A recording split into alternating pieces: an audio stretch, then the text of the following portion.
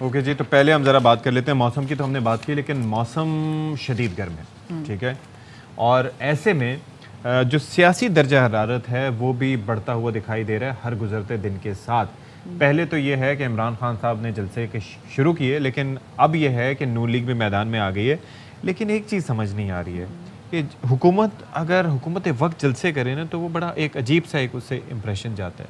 ایسا ہونا چاہیے نہیں ہونا چاہیے؟ میرے خیال سے دیکھیں کل ہم نے اسپیسیفکلی دیکھا کہ کل عمران خان صاحب وہ جلسہ کر رہے تھے فیصل آباد میں، گجرات میں جلسہ کری تھی مریم نواز صاحبہ مسلم نون کری تھی جلسہ. پھر ہم نے کراچی میں دیکھا بلاول بھٹو زرداری صاحب وزیر خارجہ وہ کل کر رہے تھے جلسہ کراچی میں. پھر ہم نے دیکھا کہ پی ایس پی وہ کل جلسہ کر رہے تھے. تو ایسا لگ رہا تھا کہ یہ جو تمام تر جماعتیں ہیں نا یہ آلریڈی ایک آپ کہہ سکتے ہیں الیکشن موڈ میں آ چکی ہیں اور الیکشن کیمپین انہیں ابھی سے ہی سٹارٹ کر دی ہے اور بڑی سیاسی گرما گرمی ہو رہی ہے. کل جو اسپیسیفکلی عمران خان صاحب کا جو جلسہ ہوا ہے فیصل آباد میں، اس میں ان کا کہنا تھا کہ جی امپورٹڈ حکومت تو ان کو کسی بھی صورت میں منظور نہیں ہے اور اسلام آباد پہنچ کر ان کو نئے الیکشن کی ڈیٹ چاہیے ورنہ عوام کسی بھی طور پہ سکون میں نہیں بیٹھیں گے. کیا کہنا تھا کل کے جلسے میں، آپ کو سنواتے ہیں. غلامی سے بہتر موت ہے. امپورٹڈ حکومت کو ہم کسی صورت نہ تسلیم کر سکتے ہیں نہ کریں گے. دنیا میں ایک ملک کی مثال دے دیں، ملک کا پرائم منسٹر اور سب سے بڑے صوبے کا چیف منسٹر انڈر ٹرائل ہو، 24 ارب روپے کا ایف آئی اے میں کیس ہو. ایف آئی میں سب کو فارغ کر دیا تو جو دو تفتیش کرنے والے ایف آئی اے کے آفیسر ڈاکٹر رضوان اس کو ہارٹ اٹیک ہوتا ہے اور وہ مر جاتا ہے. دوسرا ڈاکٹر نعمان اصغر اس کو بھی ہارٹ اٹیک ہو جاتا ہے. بڑی عاجزی سے اپنے سپریم کورٹ کو کہتا ہوں کہ سو موٹو ایکشن لے اس کے اوپر. وہ زہر کا بتاؤں گا جو اگر کھانے میں ڈال دیں تو انسان کو ہارٹ اٹیک ہوتا ہے. اب یہ جائیں گے امریکہ کے پاس، کہیں گے کہ ہمیں خدا کے واسطے پیسے دے دو نہیں تو عمران خان واپس آ جائے گا. اگر کوئی بھی لوٹا فیصل آباد سے جیت گیا میں فیصل آباد نہیں آؤں گا اس کے بعد. آلرائٹ جی، تو گجرات میں نون لیگ نے جلسہ کیا اور وہاں پر مریم نواز صاحبہ جو ہیں ان کی جانب سے خطاب کیا گیا. اچھا اب دیکھیں تھوڑا سا نیریٹو چینج ہوا ہے. پہلے آپ کو یاد ہے کہ پہلے جیسے ہی حکومت آئی ان کی تو انہوں نے آتے ساتھ ہی پریس کانفرنسز اور پھر اس کے بعد جو ہے وہ توشہ خانہ فراغ ہوگی اور اس طرح کے تذکرے کرنے شروع کیے. اب یہ بات کرنے ہیں بیسیکلی معیشت کی. تو وہ یہ کہہ رہی ہیں مریم نواز صاحبہ کہ 4 سال کھیل کود میں وقت ضائع کیا، کارکردگی 0 رہی، معیشت کو وینٹیلیٹر پہ ڈال گئے. سنتے ہیں ذرا. جھوٹ گڑ کے لے آیا، میری جان کو خطرہ ہے. تم ویڈیو سامنے لاؤ، کسی حادثے کا انتظار نہ کرو. کہہ رہا تھا کھانے میں کوئی ایسی چیز ملائی جاتی ہے جو زہر ہوتا ہے تو وہ آہستہ آہستہ انسان کی جان لے لیتا ہے. تم تو اپنے گھر سے کھانا کھاتے ہو نا، تمہارے کھانے میں اگر کوئی زہر ملائے گا تو تمہارا خاندان والا یا تمہارا کچن والا ہوگا. لائق اور نااہل تھا کہ یہ پاکستان کی معیشت کو جاتے جاتے وینٹیلیٹر پہ ڈال گیا ہے. اگر عمران خان کی یہ کوشش ہے کہ اپنے 4 سالہ بدترین کارکردگی کو وہ مسلم لیگ نون کے سر پہ ڈال جائے گا تو یاد رکھنا مسلم لیگ نون یہ ہونے نہیں دے گی. الیکشن میں جانے کا اتنا شوق تھا تو تحریک عدم اعتماد کی کامیابی سے پہلے تم کہتے کہ میں الیکشن میں جا رہا ہوں. عمران خان تمہارا کھیل ہمیشہ کے لیے ختم شد. اب تم صرف نواز شریف کے منہ کی طرف دیکھو گے کہ ہم جو کرنا ہے شیر نے کرنا ہے. چلیں جی، دوسری جانب ہم نے دیکھا کہ کل کراچی میں بلاول بھٹو زرداری نے بھی جلسہ کیا اور ان کا کہنا تھا کہ عمران خان نے اپنی انا کی خاطر ملک کی معیشت کو بہت نقصان پہنچایا ہے. انہوں نے کیا کہا یہ بھی آپ کو سنواتے ہیں.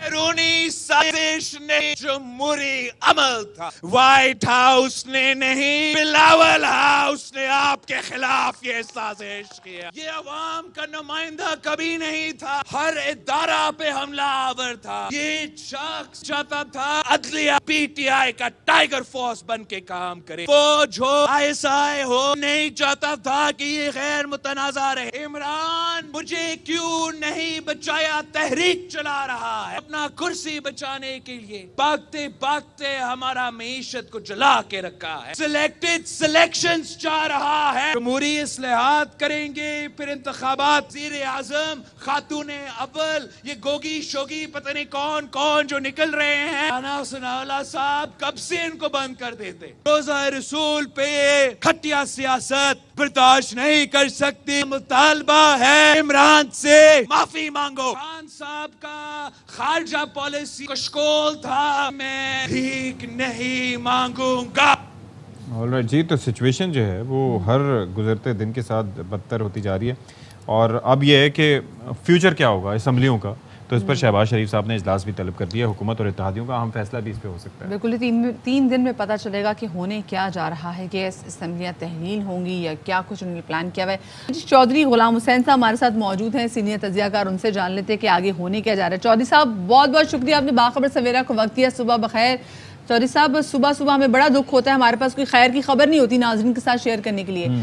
आपके पास कोई खैर की खबर है नाजरीन के साथ शेयर करने के लिए कि आगे जाके हालात बेहतर होने वाले हैं? वो इसलिए खैर की खबर है कि जब मैदान में एक बड़ी ताकत, एक मकबूल कुव्वत मौजूद हो, तो फिर उसके लिए आज तो नहीं लेकिन कल या परसों बेहतरी की तरफ जा सकते हैं। तो अब दो ही बातें हो रही हैं। एक ये नुक्ता नज़र है PDM का कि भी अगर हमने महीने दो बाद ये असम्बलियाँ तोड़ के इलेक्शन की तरफ जाना था तो हमें ये हुकूमत बनाने की ज़रूरत क्या थी। ठीक है, तो हमें अपना पूरा वक्त दें और फिर हम उसके बाद इलेक्शन कराएं अपनी मर्जी की डेट पर। दूसरा ये हो रहा है, मुख्तदर हलकों की तरफ से भी आवाज़ें आ रही हैं, यानी बाहर सुनाई नहीं देती लेकिन जिनके कानों में उन्होंने वो लगाए होते हैं इंस्ट्रूमेंट, वहाँ से वो कह रहे हैं कि नहीं ये आपके बस का रोग नहीं है ना। आप तो वो कहते थे हम बहुत बड़े इंतज़ामी अमूर के माहिर हैं, एडमिनिस्ट्रेटिव जितनी हम एबिलिटी रखते हैं कोई नहीं, तो आपने क्या एबिलिटी शो की है। इस वक्त आप तो फिर देख ले, आज 1100 से ऊपर नीचे अभी तक गिर चुकी है मार्केट और डॉलर नीचे आने की नाम नहीं ले रहा। और इनका कोई प्लान नहीं है कि जी आज दोपहर को चलो अभी खराब है थोड़ा सा, शाम को एक इंजेक्शन लगाएंगे तो मरीज को अफाका होगा। तो बात कुछ नहीं।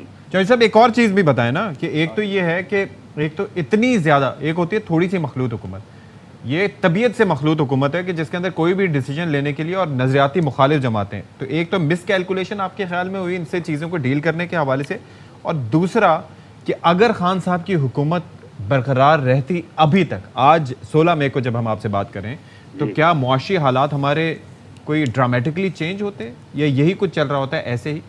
नहीं तो वो तो उस वक्त काबू डाल चुके थे ना चीज़ों पर,